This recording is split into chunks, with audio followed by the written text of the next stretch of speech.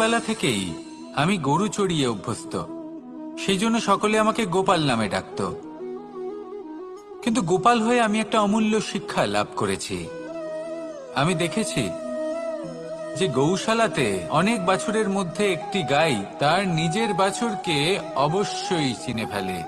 যেখানে সমস্ত বাছুর একই রকম দেখতে এবং প্রত্যেকের স্বরও সমান, তারপরেও সকল বাছুরের মধ্যে নিজের বাছুরকে ঠিক চিনতে পেরে যায় এবং তার সাথেই থাকে।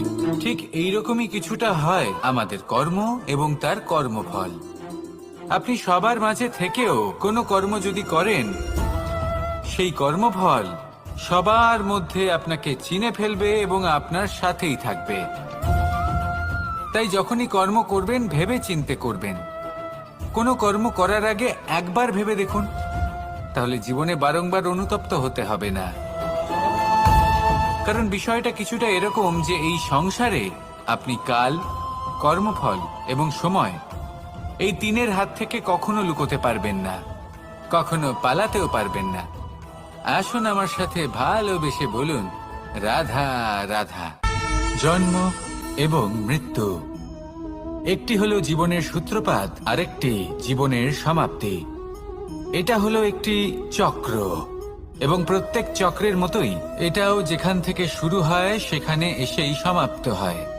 অর্থাৎ প্রত্যেক ব্যক্তি যারা জন্ম নিয়েছেন তার জন্মের সাথে এটা সুনিশ্চিত হয়ে যায় যে তার মৃত্যু হলো অবশ্যম্ভাবী।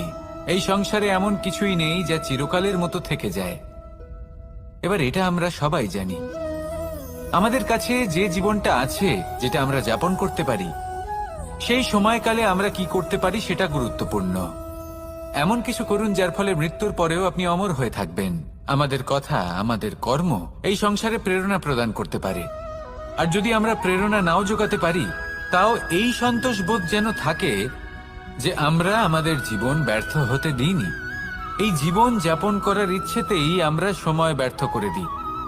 আর এই জীবনকে যাপন করার সর্বশ্রেষ্ঠ উপায় হলো এটাই যে কখন আমাদের মৃত্যু হবে, কিভাবে আমাদের মৃত্যু হবে, এই চিন্তা ত্যাগ করে যেন আমরা বর্তমানে বেঁচে থাকি, আজকে বেঁচে থাকি, আজকে দাঁড়িয়ে কর্ম করি এবং আজ যে সংকট সামনে তার সম্মুখীন হই।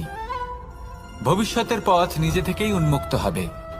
আপনার জীবনে অনেক বড় বড় বিপদরূপী পাথর আসবে।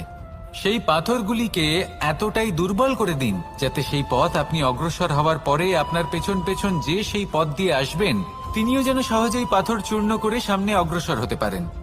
মনে রাখবেন, আপনার প্রচেষ্টারও একটা মাহাত্ম্য আছে। যদি আপনি কোনো কেল্লার শিখরে পতাকা উত্তোলন নাও করতে পারেন, তাহলেও আপনার প্রচেষ্টার যে মাহাত্ম্য তা কখনো কমে যাবে না। সেই জন্য প্রচেষ্টা করতে থাকুন আর আমার সাথে ভালোবেসে বলুন, রাধা রাধা। মানুষ সবসময় চায় যে তার জীবনে যেন কখনো কোনো সমস্যাই না আসে। সে চায় তার জীবন যেন শুধুমাত্র শান্তি এবং সুখের দ্বারা পূর্ণ থাকে। কিন্তু এই চাহিদা অনুচিত কিছু নয়। আমরা সবাই এটাই চাই যে জীবনে সুখ থাক, শান্তি থাক। কিন্তু এই কথা সবসময় মনে রাখবেন, যে সূর্য উদিত হন সংসারকে প্রকাশমান করেন, দুপুরবেলায় সংসারকে রৌদ্র প্রদান করেন, সন্ধেবেলায় তাকেও অস্ত যেতে হয়। এবার আমাদের জীবন চক্র কিছুটা এরকমই। কোনো কিছুই চিরকাল একরকম থাকে না। কখনো এই নদীকে দেখুন যা বয়ে চলেছে। এই নদী যা বয়ে চলেছে তার পথেও অনেক বিপদ আসে। বড় বড় পাথরের সম্মুখীন হয়ে তাকেও সামনে এগিয়ে যেতে হয়। একটি পুকুর যা চারদিক থেকে ঘেরা, তার জীবনে কিন্তু কোনো সমস্যা নেই। কিন্তু এই সংসারে পুকুরের পুজো করা হয় না, পুজো করা হয় নদীকে। মনে রাখবেন, সমস্যার ঊর্ধ্বে তিনি উঠতে পারেন যিনি সমাধি লাভ করেছেন, যিনি এই সংসারেই নেই। যিনি এই সংসারে আছেন এবং জীবিত আছেন, তার জীবনের সমস্যা হলো শ্বাসবায়ুর মতোই গুরুত্বপূর্ণ। আসুন আমার সাথে ভালোবেসে বলুন, রাধা রাধা। বন হলো আমাদের সবারই প্রিয়। সেখানকার সৌন্দর্য, শান্তি, সেখানকার পরিবেশ আমাদের সকলের ভালো লাগে এবং সেখান থেকে আমরা কাঠ পাই, যা সংসারে আমাদের জীবনে আমাদের খুব সহায়ক হয়ে ওঠে। এর দ্বারা আমরা অনেক কিছুই প্রাপ্ত করতে পারি। অনেক বাদ্যযন্ত্র আমরা লাভ করতে পারি। এর অনেকভাবে প্রয়োগ সম্ভব। কিছু কাঠ অত্যন্ত সুগন্ধি হয় যা আমরা ঈশ্বরকে নিবেদন করি, যেমন চন্দন। এবার ভাবুন, একজন অসাবধানী ব্যক্তি, তার হাত থেকে ছোট্ট একটা আগুনের ফুলকি যদি সেখানে পড়ে, তাহলে তা সমগ্র বনকে ভস্ম করে দিতে পারে। আর যখন এই আগুন ছড়িয়ে পড়ে, তখন তা কাউকে রেহাই দেয় না। অন্য বৃক্ষকে নয়, পাতাকে নয়, ফলকে নয়, কাঁটাকে নয়, কাউকে নয়, পথে যাকে পায় তাকেই ভস্ম করে দেয়। এই ছোট্ট আগুনের ফুলকি। কিন্তু এই ছোট্ট আগুনের ফুলকি সবার আগে কাকে ভস্ম করে? সেই সকল ছোট ছোট শুকনো পাতা, সেই ছোট ছোট গাছের ডাল। ঠিক সেইভাবেই আপনার জীবনে একজন খারাপ ব্যক্তি এসে হয়তো আপনার সমগ্র জীবন ধ্বংস করে দিতে পারে। আর আপনার এই জীবনে এই ছোট ছোট শুকনো পাতা এবং এই ছোট ছোট শুকনো কাঠ আপনার ছোট ছোট স্বার্থ। আপনার স্বার্থের দ্বারা এই অশুভ ব্যক্তি আপনার মনে অশুভ আবেগ বাড়িয়ে তুলবে এবং আস্তে আস্তে আপনার জীবন শেষ করে দিতে পারে। তাই মনে রাখবেন, এই জীবন অমূল্য। আপনি হলেন অমূল্য। এই জীবন যাপন করুন এবং এই জীবনের কাছে পৌঁছানোর দ্বার আর কোথাও নেই, আপনার কাছেই আছে। আপনার মনে, আপনার বিবেকে, আপনার দৃষ্টিভঙ্গিতে, আপনার ভাবনাতেই আছে। এই দ্বারকে খুলুন। জীবন সফল হবে আর ভালোবেসে বলবে, রাধা রাধা।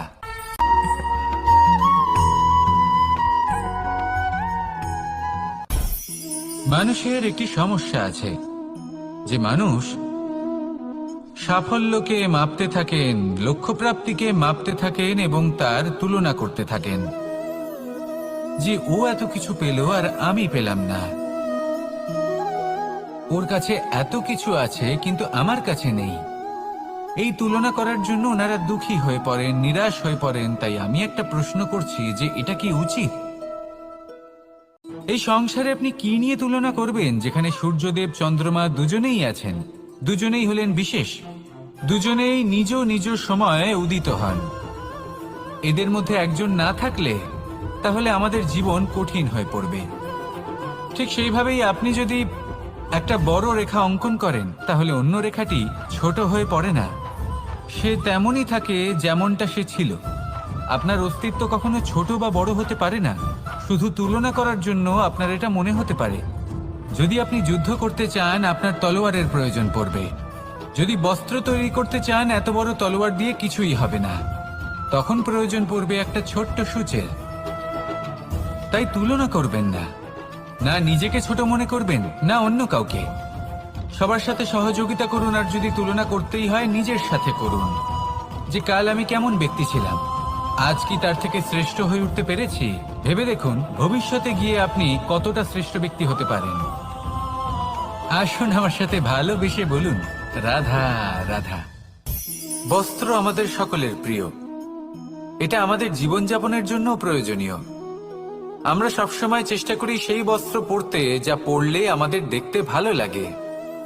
কিন্তু কখনো এই কথা ভেবে দেখেছেন যে কিছু বস্ত্র যদি স্বচ্ছ হয়, তাহলে তা পুরনো হলেও দেখতে ভালো লাগে? ঠিক তেমনি যেমন কোনো খাবার যদি মশলাদার না হয়, অত্যন্ত সুস্বাদু নাও হয়, কিন্তু যদি তা গরম হয়, টাটকা হয়, তাহলে খেতে ভালোই লাগে। ঠিক সেইভাবেই যদি কোনো ব্যক্তি সুন্দর নাও হয়, কিন্তু তার কথা খুবই মধুর হয়, তাহলে সেই ব্যক্তি সকলের প্রিয় হয়। কোনো ব্যক্তি যদি ধনবান নাও হন, কিন্তু তিনি যদি গুণী হন, তাহলে এই সংসারে সম্মান লাভ করেন। সেই জন্য কখনো এই বিষয়ে দুঃখ পাবেন না যে আপনার কাছে ভৌতিক স্বাচ্ছন্দ্য নেই। আপনার কাছে সব থেকে বড় বস্তু, সব থেকে মূল্যবান বস্তু যেটা আছে, সেটা হলো আপনার আত্মা, আপনার মন, আপনার বিচারধারা, আপনার গুণ, আপনার কথা। এগুলো সবসময় শুভ রাখুন এবং সবসময় নিজের সাথে রাখুন। এই জীবন সফল হবে এবং প্রেমময় হয়ে বলে উঠবে, রাধা রাধা। নন্দ বাবাও খেলার ছলে খুব বড় বড় শিক্ষা দিতেন। অনেকদিন আগেকার কথা, বাবা আমার জন্য একটা মানচিত্র নিয়ে এলেন। এটা ছিল জম্বু দ্বীপের মানচিত্র, ঠিক যেন একটা ধাঁধা যা টুকরো টুকরো করে বিভিন্ন দিকে ছড়ানো, যেগুলোকে আমায় জুড়তে হতো। ব্যাস শুধু এটুকুই ছিল আমার কাজ। আমি বারবার প্রচেষ্টা করলাম, কিন্তু বারবার অসফলই রয়ে গেলাম। বাবা এটা দেখলেন এবং হাসলেন। বাবা বললেন, একটা কাজ করো, এই প্রত্যেকটি অংশকে উল্টে রাখো। আমিও উল্টে রাখলাম। তারপরে দেখলাম প্রত্যেক অংশে মানুষের শরীরের কোনো না কোনো অংশ চিহ্নিত। কোথাও হাত আছে, পা আছে, কোথাও মুখ আছে। বাবা বললেন যে এবার এটা জুড়তে চেষ্টা করো। আমিও জুড়ে দিলাম। মানুষের মানচিত্র পূর্ণ হলো। এবার বাবা বললেন, এটা উল্টে রাখো, মানচিত্র পূর্ণ আকার ধারণ করেছে। আমি বললাম, ঠিক আছে। আমি উল্টে রাখলাম। দেখলাম জম্বুদ্বীপের মানচিত্র পূর্ণ হয়েছে। বাবা বললেন, যদি দেশকে সফল করে তুলতে চাও, শক্তিশালী করতে চাও, স্থির বানাতে চাও, তাহলে সবার আগে দেশবাসীকে একত্রিত করতে শেখো। সকল সৈন্যগণ যখন একজোট হয়ে দাঁড়াবে, তখন দেশের শক্তি আরো বেড়ে যাবে। শুধু তাই নয়, বাবা বললেন, যদি ভালোবাসার সাথে জড়িয়ে পড়ো, তাহলে পরমাত্মাও তোমার সামনে এসে দেখা দেবেন। তাহলে এটাই করুন আর আমার সাথে ভালোবেসে বলুন, রাধা রাধা। মানুষ শুধুমাত্র দুই ধরনের ব্যক্তির সামনেই নত হন। একজন হলেন তিনি যাকে তিনি সম্মান করেন, আর আরেকজন যাকে তিনি ভয় পান। এবার কোনো ব্যক্তি যদি আপনার সামনে নত হন, তাহলে তার পেছনের কারণ কি? আপনার প্রতি সম্মান নাকি আপনার প্রতি ভয়? সেটা আপনাকেই বুঝতে হবে। যদি আপনি এমন মনে করেন যে তাতে কি যায় আসে, ভয় হোক বা সম্মান, কেউ আমার সামনে নত তো হচ্ছেন, যদি এটা আপনার চিন্তা ভাবনা হয়, তাহলে আপনাকে মনে করিয়ে দিই, এই সময় বদলাতে বেশি সময় লাগে না। আজ যে ব্যক্তি আপনাকে দেখে ভয় পাচ্ছে, কাল এই ভয়ের সমাপ্তিও ঘটতে পারে। আবার এমনও হতে পারে যে তার কাছে অত্যধিক শক্তি চলে এলো। অনেক কিছুই হতে পারে। তাই মনে রাখবেন, যে মাথা ভয়ের কারণে নত হয়, তা সময় এলে সবার আগে বিরোধিতা করতে পারে। আর যে মাথা সম্মানের কারণে নত হয়, আপনার জন্য নিজের শিরচ্ছেদও সে করতে পারে। তাই সকলকে আপন করে নিন, কিন্তু ভয় প্রয়োগ করে নয়। কর্ম করুন এবং সম্মান অর্জন করুন। শুধু এটাই করুন আর আমার সাথে ভালোবেসে বলুন, রাধা রাধা। সূচের শেষে একটি ছিদ্র থাকে, যার দ্বারা আমরা এই সুতো পরাতে পারি। আর তারপর সূচের সাহায্যে এই সুতো দিয়ে বস্ত্র সেলাই করা যায়। কিন্তু যদি সুতোটা সোজা করে ধরা না হয়, তাহলে সূচে কখনো এই সুতো পরানোই সম্ভব নয়। যদি এতে কোনো গিঁট পড়ে, তখন তা কখনোই এই ছিদ্র দ্বারা প্রবেশ করা সম্ভব নয়। ঠিক এইভাবেই যদি আপনি কারোর জীবনে প্রবেশ করতে চান, কারোর অন্তরে প্রবেশ করতে চান, তাহলে আপনাকেও সহজ থাকতে হবে। এতে কোনো গিঁট থাকলে চলবে না। অর্থাৎ মনে যাতে কোনো মালিন্য না থাকে, যেন কোনো কুচিন্তা না থাকে। যদি এসব থাকে, তাহলে আপনি কখনো কারোর জীবনে প্রবেশ করতে পারবেন না। আর যদি কোনোভাবে আপনি প্রবেশ করেও যান, তাহলে তার মনে ঘর করতে পারবেন না। নিজেকে এই সুতোর মতন করে তুলুন, সহজ। মনে যেন কোনো কুচিন্তা না থাকে, সবার প্রতি যেন সদ্ভাবনা থাকে, শুভ চিন্তা থাকে। এমনটা করতে থাকুন। এমন একটা দিন আসবে যেদিন এই সমস্ত সংসারের ব্যক্তির মনে আপনি বাস করবেন। আর তখন এই মন প্রসন্ন হয়ে বলবে, রাধা রাধা। সূর্য হলেন আমার অত্যন্ত প্রিয়। প্রতিদিন আমাকে নতুন শিক্ষা দিতে থাকেন। একবার সূর্যকে দেখুন। 4 প্রহর পর্যন্ত উনি অন্ধকার সহ্য করেন, তারপর আস্তে আস্তে উদিত হন। প্রথমে লাল, তারপর গেরুয়া, তারপর শ্বেত বর্ণ ধারণ করেন। আস্তে আস্তে আকাশে উদিত হন, আর তারপর সমস্ত সংসারে প্রকাশমান হয়ে উঠবেন। এ হলো সূর্যের তপস্যা, তার ধৈর্য, তার প্রতীক্ষা, তার পরিশ্রম, যার ফলে উনি সংসারে সর্বোচ্চ স্থান অধিকার করেছেন। যদি আপনিও এই সংসারে সূর্যের মতোই মহান হয়ে উঠতে চান, সূর্যের মতো এই সংসারে সর্বোচ্চ স্থান অধিকার করতে চান, তাহলে আপনাকে সূর্যের মতোই তপস্যা করতে হবে, প্রতীক্ষা করতে হবে, ধৈর্য ধরতে হবে, পরিশ্রম করতে হবে। তবেই এই সংসারে আপনি সম্মান লাভ করবেন, যশ লাভ করবেন। আসুন আমার সাথে ভালোবেসে বলুন, রাধা রাধা। কথায় আছে যে স্বপ্ন এবং লক্ষ্য হলো একটি মুদ্রারই দুটি দিক। যতক্ষণ না স্বপ্ন দেখছেন ততক্ষণ বুঝবেন কি করে আপনার লক্ষ্য কি। স্বপ্ন দেখে যদি নিজের লক্ষ্য বুঝতে পারেন, সেটা পেতে চান, তবেই সেটা লাভ করতে পারবেন। কিন্তু স্বপ্ন এবং লক্ষ্য এই দুইয়ের মধ্যে একটা ভারসাম্য রয়েছে, যেটা বজায় রাখা প্রয়োজনীয়।